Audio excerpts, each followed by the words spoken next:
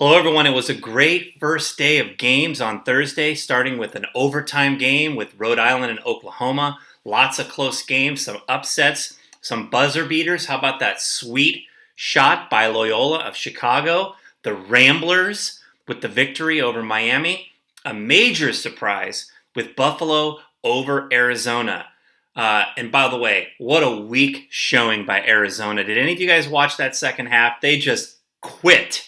I don't even know how that happens other than a team completely quitting. That was a feeble showing. It was a disgrace to the Pac-12 and to West Coast basketball in general. 11 people got 14 out of 16 correct yesterday. We have an 11-way tie at the top of the pool. Earl Kelly, a former champion, is one of those 11. Brandon Oot. Al DiLeonardo, who did extremely well last year on day one, also.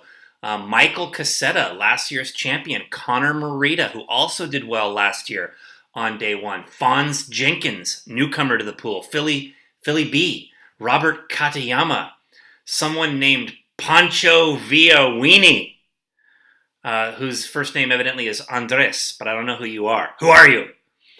Also got 11. And Rachel Dowd and Paulette Britton as well. Rachel called me out last night asking for a top chick shout out. Here you go, Rachel. Congratulations, you're tied with Paulette, vying for top chick honors so far at the beginning of the pool. 20 more people, by the way, got 13 out of 16. Nice job if you're one of those 20. 18 losers could muster up only 10 out of 16. Yes, 10 out of 16 correct. Only 10. Trey Ketchum. Brooke Espigard, once again, occupying place low in the pool standings. Jason Evers, welcome back. Tom Skowski. Justin Ip, Josh Taylor, Drew Cathy, Ty Wilder, Jen Schlater, Austin Manley, John Rulin, Kyle Steinfeld, Austin Craig, Kevin Mormon, Steve Katz, Remington Ramsey, Scott Smith. Amazingly, there are no former champions among this list of dregs who could muster up only 10 out of 16. Oh, and I forgot one. Yes, me. I'm ashamed. I could only get 10 out of 16 yesterday. Adrian Ramirez even called me out, texting me saying, "How are you so bad that you could only get 10 out of 16? I suck, and I'm out. I'm ashamed. I will say this, I literally changed two of my picks right at the last minute. I decided to go with South Dakota State against Ohio State. Blah. And this is really dumb. I had Florida when the brackets first came out. I put Florida like in my first quick run through all the way to the Elite Eight, winning 3 games. And then for some unknown reason, I decided to alter that entire bracket. I took Arkansas to beat Purdue instead of having Florida beat them. I took Texas Tech to win a few games instead of Florida. And then I just decided, I'll just go with the Olean team and take St. Bonaventure over Florida. Fail. Epic fail. 10 out of 16. However, those of us with 10, we did beat 6 other people. Yes, there were 6 people in the pool who could muster up only 9 out of 16 and occupy a 6-way tie for last place. Stephen Zhang, Adam Mitchell, Ben Paras, all newcomers to the pool. Thank you to whoever invited these 3 to donate. Nick Buckaloo, Chris Niku, and James Crittenden once again occupying the bowels of the pool standings as he did last year at the beginning, proving that you don't have to, if just because you run a pool does not mean you're good at picking games.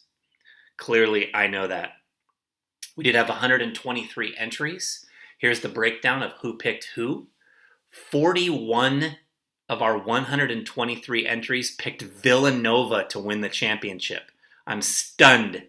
41, fully 1/3 of the entries in the pool picked Villanova. So if you're one of the people who picked Villanova, which I am, good luck trying to distinguish yourself from one of those other 41 people during these early stage games. 24 people, an astonishing 24, picked Michigan State, proving that this group leans heavily toward the Spartans year after year.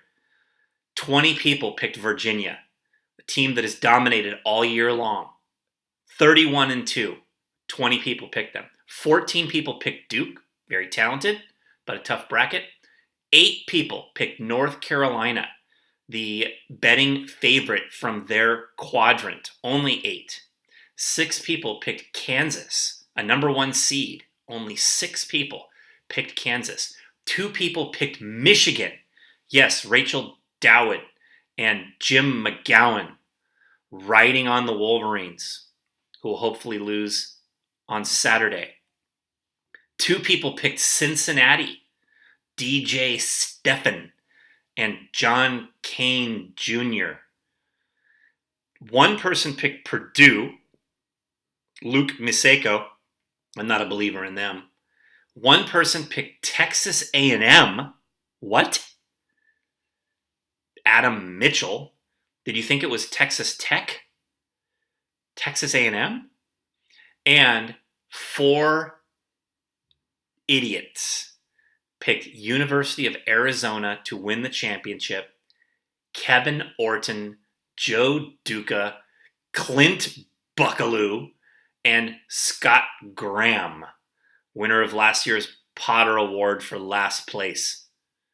These 4 are out. Their champion ousted on the first day of the tournament. 35 people picked Arizona to make the Final Four. 35 people believed the hype, listened to the pundits, listened to Greg Anthony and whoever else, Charles Dumbass Barkley, and picked Arizona to make the Final Four.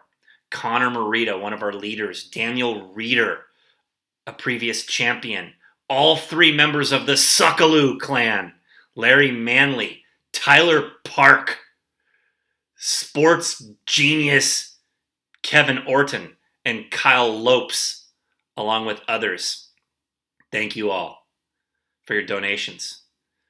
Not one single person of the 123 people in the pool picked Xavier, the Musketeers. Yes, a number 1 seed, and not one out of the 123 entries picked them to win the championship. Unbelievable. That certainly would have been a great strategic pick for any of you who did not have faith in your prognostication abilities, which clearly I should have done that. All right, if your payments were in by last night, you are eligible for the second round bonus. It looks like we'll pay 2 people, 200 for first, 150 for second, or split 175 each if 2 people tie. And the Elite 8 will get paid at the end of the tournament. Lots of great games today on Friday. Enjoy the games, everyone. Be back at you with a first round update after Friday's games. I'll either make the video tonight or probably Saturday morning. Okay? See ya.